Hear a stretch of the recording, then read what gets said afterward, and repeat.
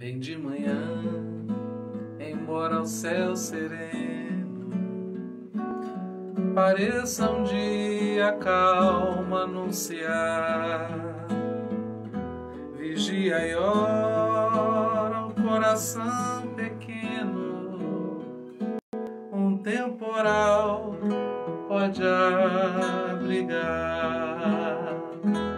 Bem de manhã e sem cessar vigiar e orar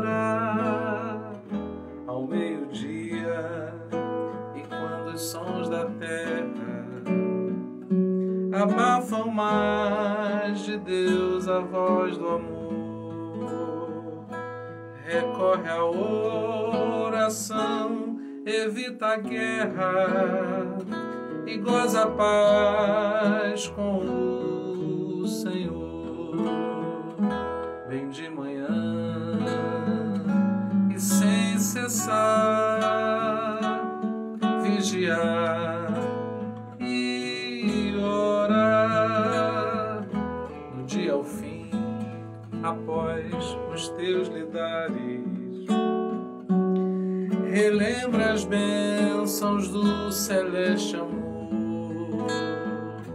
e conta a Deus prazeres e pesares, depondo em suas mãos a dor. Bem de manhã e sem cessar vigiar e sem cessar vigia a todo instante, que o inimigo ataca sem parar. Só com Jesus em comunhão constante pode o mortal ao céu chegar. Bem de manhã e sem cessar vigiar e orar. Bom dia, paz do Senhor. Num ato de vigilância e de oração, nós aqui estamos. Quero ler com você hoje Mateus capítulo 9, e eu vou ler a partir do verso 18 e a gente vai até o 26. Mateus capítulo 9, do verso 18 ao verso 26. Falava ele ainda, quando um dos dirigentes da sinagoga chegou, ajoelhou-se diante dele e disse: Minha filha acaba de morrer. Vem e põe a tua mão sobre ela e ela viverá. Jesus levantou-se e foi com ele também os seus discípulos. Nisso, uma mulher que havia 12 anos vinha sofrendo de hemorragia, chegou por trás dele e tocou na borda do seu manto. Pois dizia a si mesma: se eu tão somente tocar em seu manto, ficarei curada. Voltando-se, Jesus a viu e disse: Ânimo, filha, a sua fé a curou. E desde aquele instante a mulher ficou curada. Quando ele chegou à casa do dirigente da sinagoga, viu os flautistas e a multidão agitada. Disse: Saiam, a menina não está morta, mas dorme. Todos começaram a rir dele. Depois que a multidão se afastou, ele levantou e tomou a menina pela mão e ela se levantou.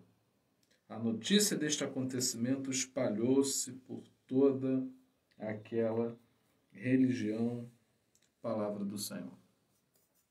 Nesse texto a gente percebe que o movimento de Jesus, o itinerário de Jesus sempre foi um percurso, né, de cura, de pessoas que se chegavam a Jesus necessitadas de cura e de pessoas a quem o Senhor Jesus curava.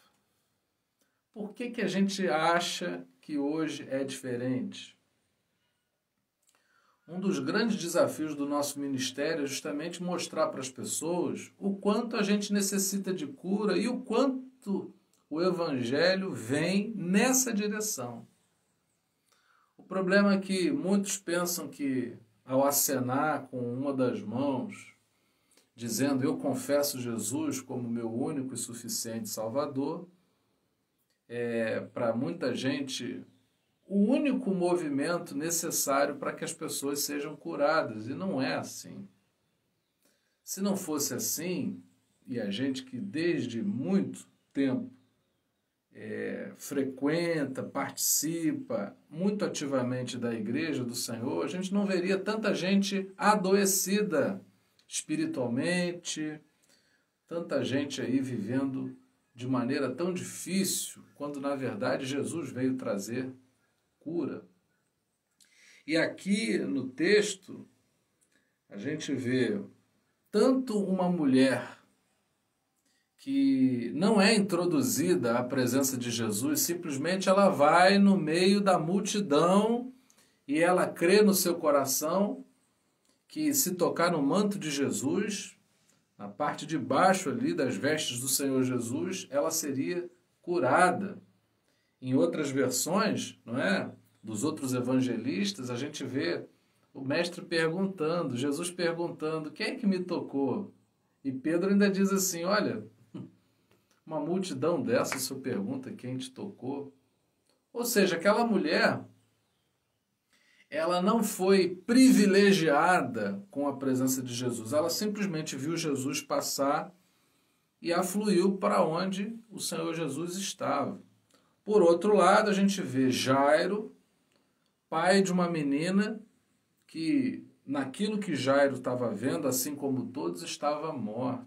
O desespero desse pai e, ao mesmo tempo, a fé desse pai de procurar o Senhor Jesus, crendo que a sua filha seria curada, ressuscitaria, porque para eles a menina estava morta. E quando Jesus chega ao local, as pessoas não tinham a mesma fé. As pessoas não tinham a mesma fé que Jairo. Já havia um movimento flautista, gente à volta, como se estivesse diante de um velório, como se estivessem ali velando uma pessoa morta que seria a seguir sepultada. Então, no caso da mulher, uma multidão, e uma toca Jesus, ele fala, olha, calma aí, tem alguma coisa diferente acontecendo, eu senti sair virtude de mim. Alguém me tocou diferente. E nesse caso, um homem que crê para além daquilo que todos estavam vendo, porque quando Jesus disse, olha, calma, calma, a menina não está morta, me dê licença, me deixe chegar até ela porque ela não morreu. E as pessoas simplesmente escarneceram do nosso Senhor, porque na cabeça deles já estava morta.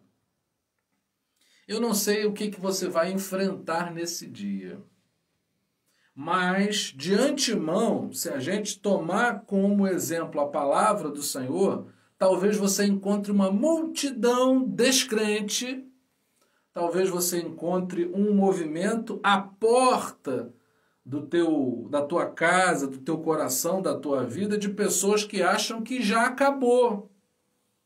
Mas o Senhor Jesus quer tomar a nossa filha, aquilo que nasce da nossa semente, não é? O desdobramento das nossas ações, quer tomar pela mão e declarar que não está morto, apenas adormeceu. É desejo do Senhor nos despertar, assim como não nos deixar desfalecendo, mas nos permitir que ao tocarmos nele sejamos sarados, assim como permitirmos Jesus entrar na nossa casa, na nossa família, no nosso coração, na nossa vida, e aquilo que está morto, nós sejamos surpreendidos com um Jesus que vai declarar que apenas precisamos despertar. Eu tenho certeza que hoje será um dia de despertamento. Aquilo que você acha que está morto, aquilo que está esquecido dentro de você, será despertado e você vai ver que Deus ainda tem planos para cumprir. Assuntos, projetos, ações que estão por aí em você, em mim, adormecidas. Olha, cuidado. A opinião geral não é a opinião de Deus. A voz do povo não é a voz de Deus. A voz do povo é um rádio sem frequência. Você se lembra aquelas bolotas nos rádios em que você ia girando, procurando a frequência? Sabe aquele barulho que você não define porque a rádio ainda não foi sintonizada? Esse é o barulho do povo. Cuidado. Cuidado ao ouvir tudo que todo mundo diz e desprezar com isso a voz do Salvador. Ah, Lúcia, Márcia, pastor Itamar, Sandra, tia Neuza, Karina, não podemos permitir sermos conduzidos por esse caminho de morte, por esse caminho em que as pessoas se apertam, mas que não há vida.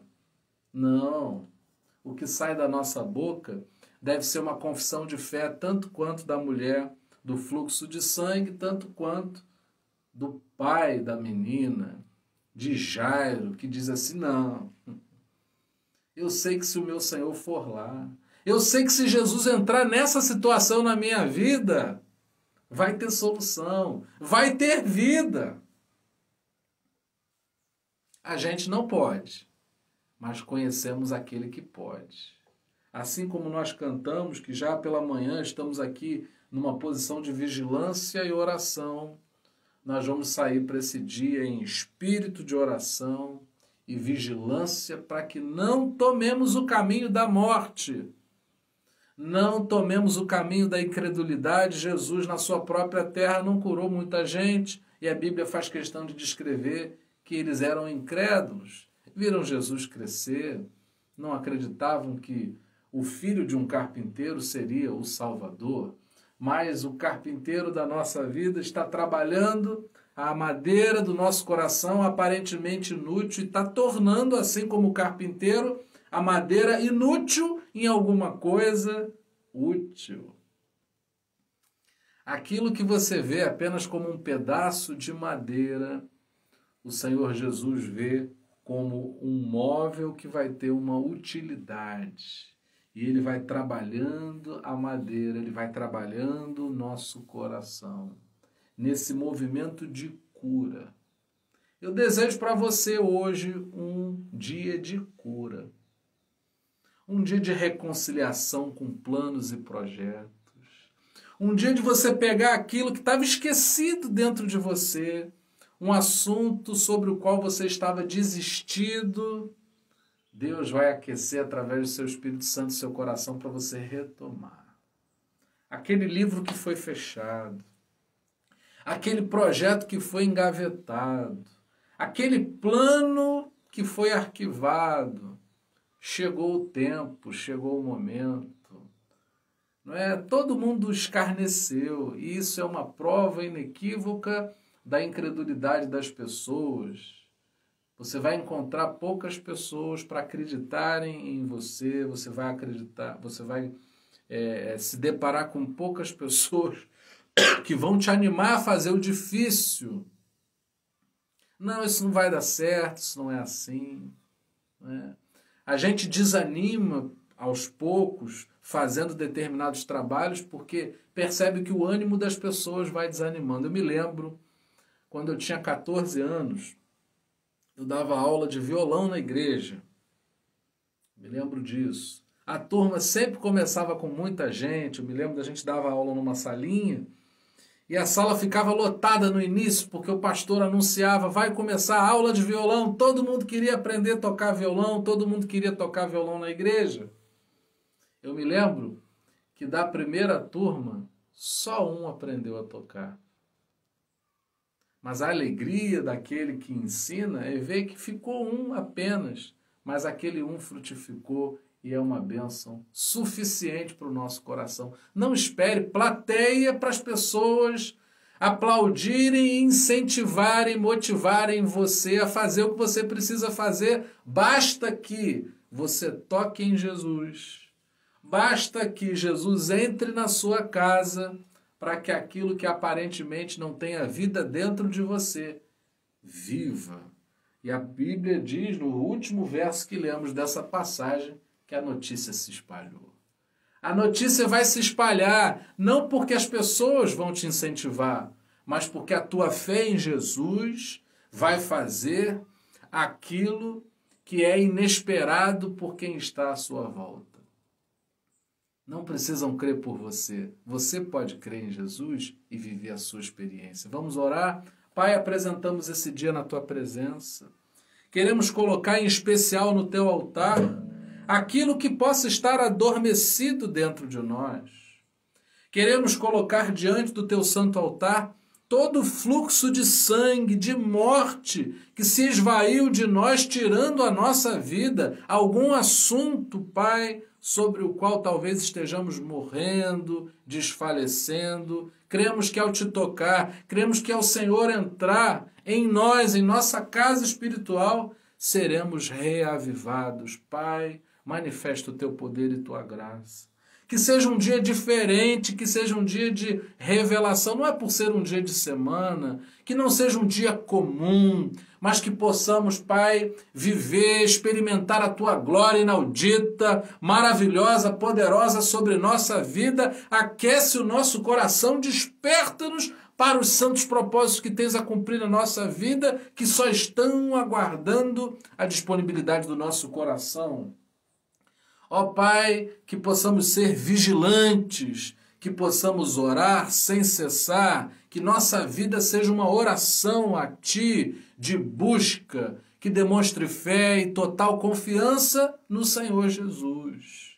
Espírito Santo, não permita que fiquemos sós, mas que a Tua companhia nos baste para fazer o que precisa ser feito, a despeito do escárnio de tantos.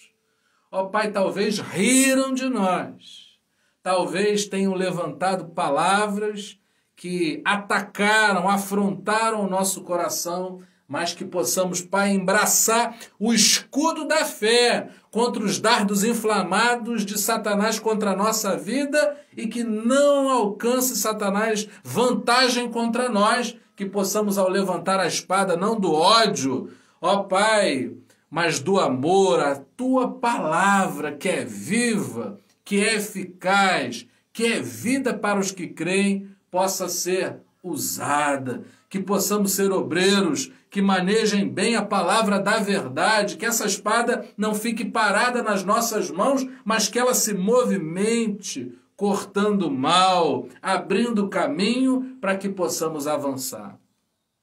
Essa é a nossa oração, Pai, apresentando esse dia na Tua presença, no nome de Jesus. Amém. E que a graça maravilhosa do nosso Senhor e Salvador Jesus Cristo, que o amor incomparável de Deus, o nosso eterno Pai, e que as doces consolações do Espírito Santo sejam com cada um de nós para todos sempre. Amém.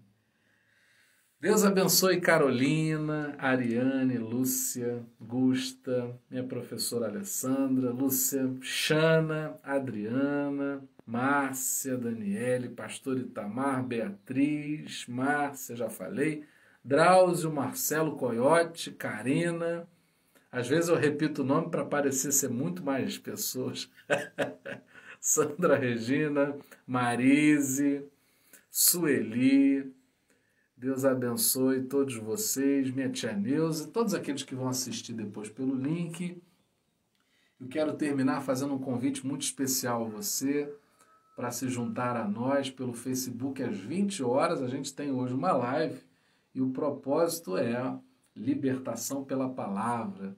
A gente dá um nome para essa live que é Libertos pela Palavra e a gente está se aprofundando em Jesus para sermos totalmente libertos pelo Senhor, pela sua palavra e assim vivermos os planos de Deus para a nossa vida. Que você tenha um excelente dia na presença do Senhor. Deus abençoe a todos.